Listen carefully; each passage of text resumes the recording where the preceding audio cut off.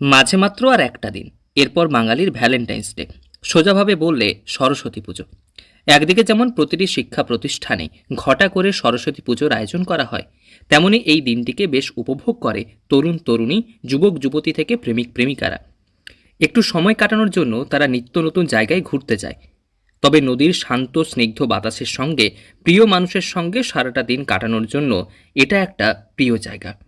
এসে এখানে যে পাবে হচ্ছে খুব সুন্দর একটা নদী আছে, যেমন কংসাবতী নদী, এবং সেলফি জোন যাকে বলা যেতে, সেলফি জোন, যেমন প্রেমিক প্রেমিকা এবং বন্ধু বান্ধব যারা সেলফি তুলতে আসে অবশ্যই এখানে আসবে। এখানে সেলফি জোনের মতো ব্যবস্থা আছে, আর মনোরম দৃশ্য, খুব সুন্দর প্লেস যাকে ধরা যেতে পারে।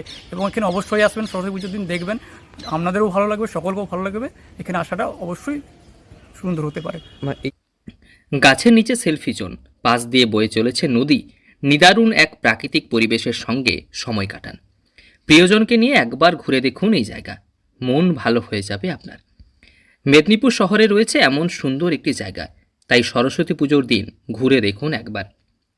সারাদিনের প্ল্যান, কোথাও একটু বসে নিজেদের মনের কথা একান্তে বলতে চান, তবে আপনার জন্য পারফেক্ট এই জায়গা। মোটা গাছের নিচে একটা সুন্দর বসার জায়গা, রয়েছে সেলফি জোন, নদীর উপর রয়েছে ব্যালকনি, যেখানে দাঁড়িয়ে আপনি এবং আপনার প্রিয়জন ছবি তুলতে পারবেন। পাশ দিয়ে বয়ে চলেছে কংসাবতী নদী, যেন এক অনাবিল আনন্দে মেতে উঠতে পারবেন আপনিও। মেদিনীপুর শহরের উপকণ্ঠে রয়েছে গান্ধীঘাট।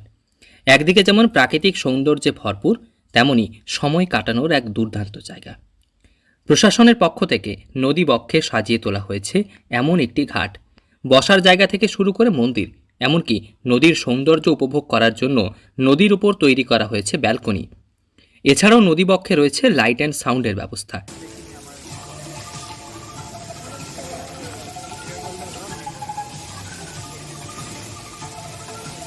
দেখুন, এখানে আগে আপনারা আসুন, মানে প্রেমিক বন্ধু বান্ধব অথবা যারা প্রেমিক প্রেমিকা আসে অবশ্যই আসুন, দেখুন, এবং এখানে মনোরম দৃশ্যকে উপভোগ করুন এবং জানুন, খুবই ভালো মজা হবে।